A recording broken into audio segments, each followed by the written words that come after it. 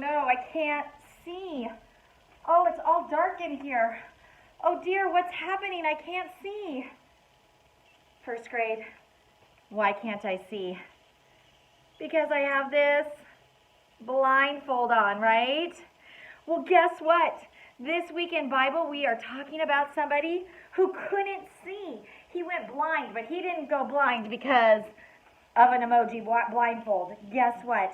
He went blind because God made him blind. Actually, just for a few days. But God made him blind for a few days to teach him something really important.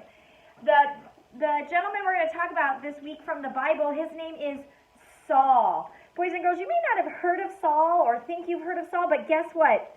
You actually have read his words many, many times. Saul is somebody who God changes his name and calls him Paul. And guess what? Paul wrote about half of the New Testament. So when you are learning about Paul, it's actually Saul who has his name changed by God, who's walking on the Damascus road. And you can see this bright light coming down on him. And God blinds him and says, Saul, why are you persecuting me? Persecuting is a huge word, isn't it? He says, why are you persecuting me? But what he means is, why are you hurting Christians? Why are you hurting me? Because you're hurting people who believe in me. You're arresting them. You're beating them. You're stoning them. You're throwing them in jail. Guess what? Jesus says to Saul, don't. Why are you doing that? And he actually calls on somebody, a Christian, to help Saul, who you're going to learn about this week, Ananias. And you're going to find out how, even though Ananias was scared, he helped Saul. And guess what? Because he helped Saul, and because Jesus came down and talked to him, Saul completely changes. God changes his name to Paul, and he becomes one of the best missionaries ever. He teaches people about Jesus all the time. He gets thrown in jail, he gets hurt, but he loves Jesus so much after that he wants everybody to know about him. So have a great time learning about that. Before we start on this tree right behind me, I want to show you a few pictures of some of our friends. We'll have some for us all week. Here is, let me get two of these actually together. Here is Miss Scarlett. You can see her and her family went on a little hike. And look at, there they are. Isn't that so cool? I want to go inside that tree. It's so neat. So there she is with her sister Evie. And you guys know Natalia because she comes sometimes to class with us when we do our verses. And then I like this one. Isn't this fun? Well, first, I think this one cracks me up because my head is so big. I feel like I have a big head in this. But can you guys tell who that is? There's Benjamin watching our daily teaching videos. And in our daily teaching videos, Benjamin's learning a little bit. But guess what? His brother is sitting there with him also, which I love. Okay, do you guys see this tree behind me? Can you guys read it okay? It says poetry, like my tree, poetry. Because this week in our reading class, we're going to be reading poems. We're going to be reading poetry. Poetry is very different from other kinds of writing that we have read. It's very different from like fiction or nonfiction stories. It's its own type of writing. And we're going to see that it has its own kind of rules. It doesn't follow our normal rules. And you're going to get to write some poetry, which I'm going to help you do through these videos, okay? So here's what I want you to know about poetry. Usually they can be short or long, but the ones we're going to read this week are pretty short. And we're going to see that those are words or phrases or sometimes sentences. It doesn't always have to be complete sentences. What? You know that I say all the time, where is your complete sentence? Guess what? In poetry, it does not have to be a complete sentence. Can you believe that? But it's actually how the type of writing is. Now, some poems do have complete sentences, but a lot of times they'll be one word or a phrase, but their purpose is to share an emotion or an idea. And we're going to see examples of that. Sometimes, can everybody say that word with me? Sometimes there's specific sound, like it repeats over and over again. It has a specific meaning, which I'm going to show you today in one of them, or rhythm. Sometimes poems rhyme. They do not have to always rhyme. Tomorrow we're actually going to look for some rhyming words in our poetry, but they don't always have to rhyme. So let me show you what you're going to read today. The other cool thing is they can have have really different shapes. I'm looking for our poems. Here they are. They can have different shapes. So there's different poems called a shape poem. They can be silly or serious. Today I'm going to read you my very favorite poem that I love to read in first grade because it's my very favorite poem ever, and it's a silly one. My second favorite poem ever is a serious one. So isn't that kind of great about poetry, is that the emotions can be different. They often have a lot of white space. Let me show you what I mean on that. Not always, but often. Can you see this poem you're going to read today? It's called Lazy Jane. If you were writing in our class, would I ask you to just write straight down like that? No, but you know what? This is really a shape poem because we're seeing Lazy Jane, and guess what's happening? The words are kind of being lazy, like Lazy Jane, so they're just laying down flat on top of each other. We're also going to write a poem today about being tired. And look, you can see, look at all this white space. Do you see how it says, I played soccer, I'm tired, right? So they said their sentence, I played soccer, which made me tired, I'm tired. I swam in the pool, I'm tired. I jumped rope, I'm tired. I stayed up late, I'm tired. Do you see they're using this white space and the spacing of their words to make a point in their poetry? You are going to write a poem like this today, okay? The other thing is, like I said, they can be short or long, so there's just all kinds of poems. And today, this whole week, we're going to look at some. We're going to look at acrostic poems. We're going to look at shape poems. We're going to look at some different types of one like that all week. So stay tuned for that. Let me show you. You're going to read 3 poems a day.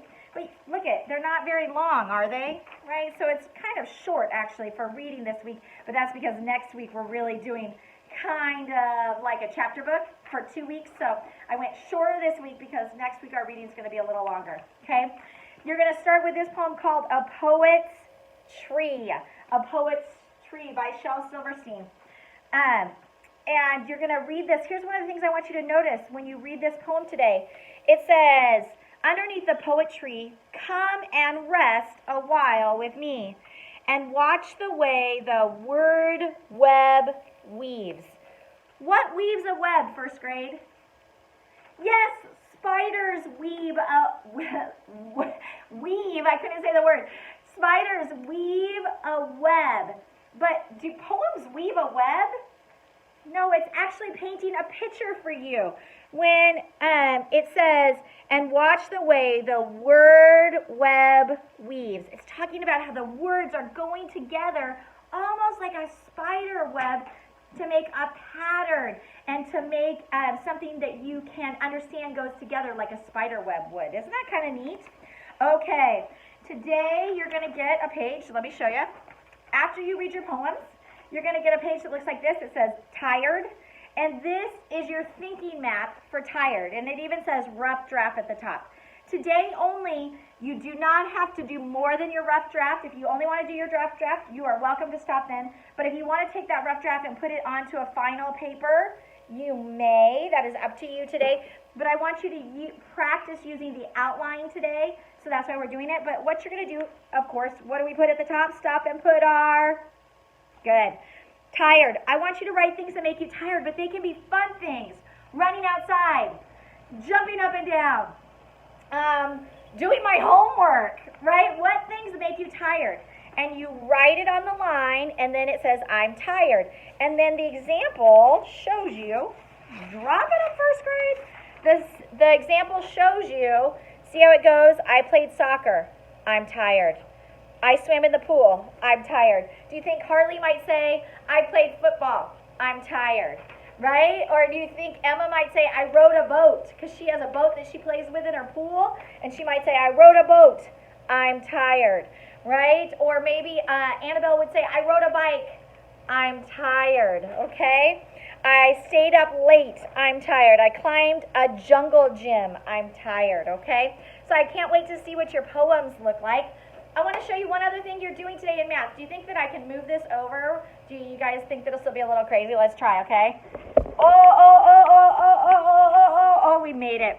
Okay, let's see. Guess what? You can't see that, can you? So let me move it a little bit more, and then let me go turn off the lights, okay? So first grade, let's see if that comes into focus. Give me 1 second to get that going. And then you know how our smartboard is. Sometimes when the lights first go off, it takes just a minute for it to show. Okay, what does this look like today? A bar graph. In just a few minutes, we're actually going to do a bar graph, a comparison bar graph, which is what this is. We're going to do that in my kitchen. I'm going to magically be in my kitchen in just a minute, and we're going to do that with some cereal, and my son Dylan is going to help me with some funny sugar cereals. Remember how we talk about sugar cereal in our house we eat for dessert? So Dylan was having some different desserts, and we started comparing marshmallows in the different dessert cereals. But today what you're going to do is you're going to compare information on a graph. And you can see here, they gave you the key. Here's the key that tells me what's happening in the graph. The boys are blue and the girls are green. And you're going to answer. Do you see, look at Monday, Tuesday, Wednesday, Thursday, Friday. You're going to answer questions based on the comparison. So let me give you an example. Okay, let's look at Friday, because we all like Friday, right? No school, Friday, fun day. It says on Friday, so these boys and girls brought toys to school. Read this paragraph. Don't forget to read all the instructions to school and for other kids. So they want to know which days, who brought the most. Did the boys bring the most or the girls bring the most? So let's look just at Friday. I can see on Friday. Let's see if you can see on your graph. Can I make it a little closer for you? So maybe. Oh, nope, that makes it a little crazy. Nope, that didn't work, did it, first grade? Let's not do that. Okay, let's try this. Okay, I guess that's what we're going to hear. Let me move the paper. Hold your horses. Okay, hold your horses. Let me see if I can move the paper for us. Are you ready? Do you see it? Okay, it's just like we're in school, huh? Because in school that would happen to us and we would have to go, oh wait, hold on just a second. Okay, so see on Friday, the boys brought how many toys? 6. And the girls brought how many toys? 9. Who brought more, the boys or the girls? Yes, the girls brought more on Friday. But if I see a question that says, how many more did they bring? Then what do? Remember, that means I'm finding the difference. Even though it says how many more, I'm finding the difference. So what comes first in subtraction? Yes, the big number comes first. So I'm finding out how many more. The girls brought more. They brought 9. So I need to take 9 and I subtract what? 6. What's 9 subtract 6? Giving you a second to figure it out. What was it? I couldn't hear you. What is 9 subtract 6? You are right. 9 subtract 6 is, bam, 3. You are absolutely right. Okay, first grade, so you're going to do that. Here, let me turn it over because I want to show you something important on the back. So, look at that for 1 second. Let me turn it over. You ready? Okay, can you see it? It's a little blurry.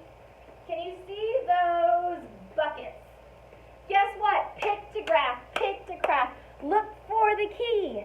Pictograph, pictograph. Found the key. So if each bucket is how much is it worth? Can you read that? Yes, it's worth 2 buckets. So if I say, how many does Tom have? Do I just go 1, 2, 3, 4, 5, 6? Does Tom have 6 buckets? No, don't be tricked. Tom does not have 6 buckets because in a pictograph there's a key and it tells us each bucket is worth 2. So what are we going to count by? Count it. Did you figure it out? You guys actually know the double of 6, so I bet you already figured it out like that. Are you ready? Let's count it. 2, 4, 6, 8, 10, 12. Don't forget, if you write the number right here, that helps put our brain on paper, and then we don't forget when we have to answer questions about it, okay? Okay, first grade, do a great job on that. Here's what I want to do. I'm actually just going to bring you over and turn on the lights. Does that sound okay? As you know, we're doing comparison graphs. Here's Dylan. Guess what he's comparing? We're comparing Lucky Charms and Trix. Both of them have some marshmallows, so we're going to figure out which one has more marshmallows. How many days do you think that you're going to eat them? 3. And over those 3 days, what is your prediction on which one will have more marshmallows? I'm feeling the Lucky Charms because they always are made with the marshmallows, and the Trix isn't. Okay, first grade, we'll have to see. We'll graph this for 3 days and see which one has more marshmallows. I wonder which one will have more marshmallows.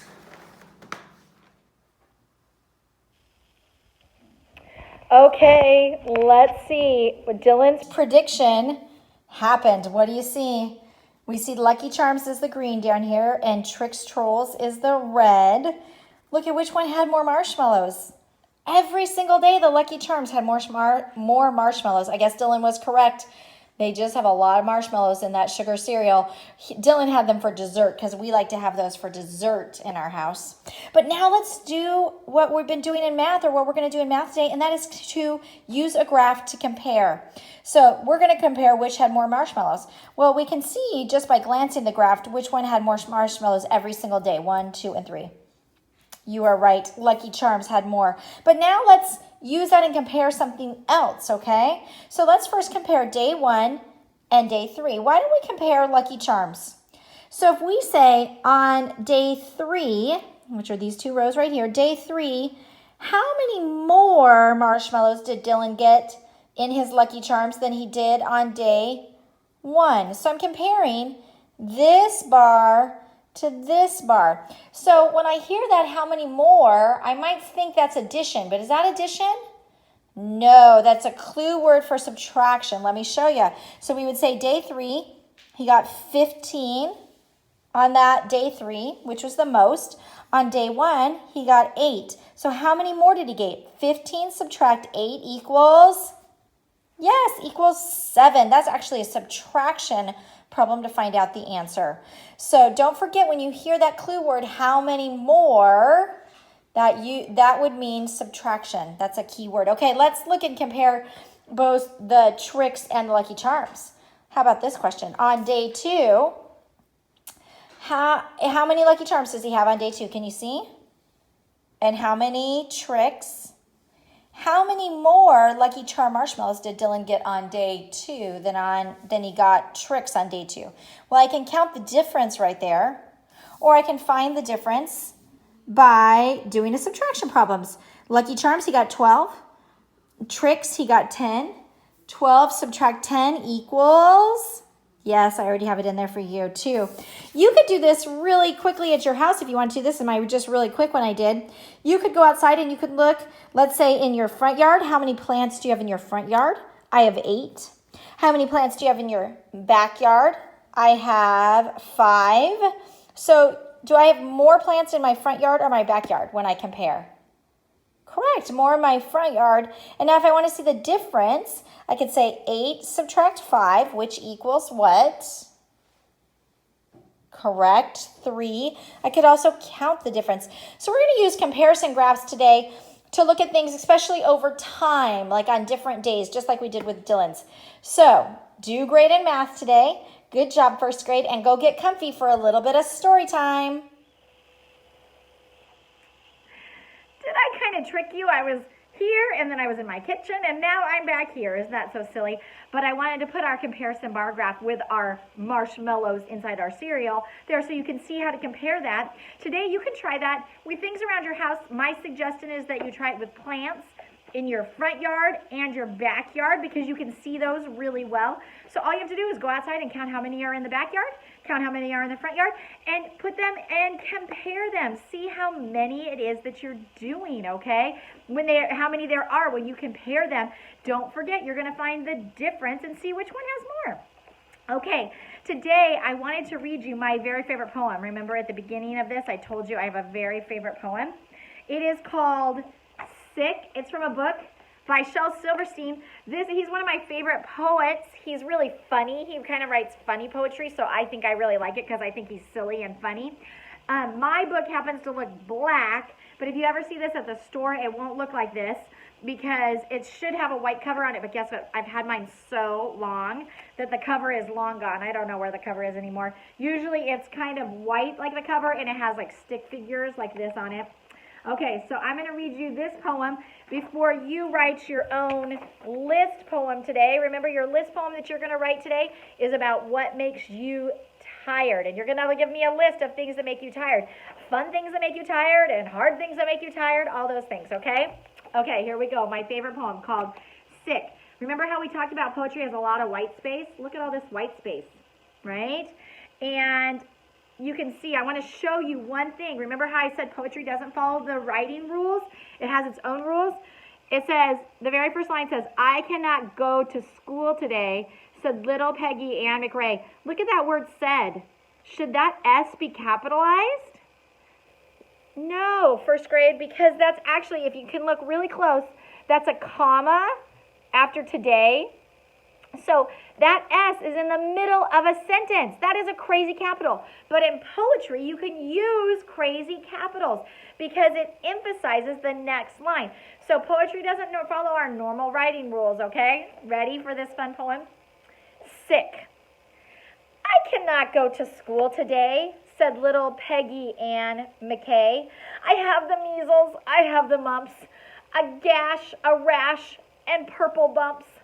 My mouth is wet, my throat is dry. I'm going blind in my right eye. My tonsils are as big as rocks. I've counted 16 chicken pox. And there's one more, that's 17. And don't you think my face looks green? My leg is cut, my eyes are blue.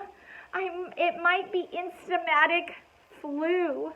I cough, I sneeze, and gash and choke. I'm sure that my left leg is broke. My hip hurts when I move my chin. My belly button's caving in. My back is wrenched. My ankle's sprained. My appendix pains every time it rains. My nose is cold. My toes are numb. I have a sliver in my thumb. My neck is stiff. My voice is weak. I hardly whisper when I speak. My tongue is filling up my mouth.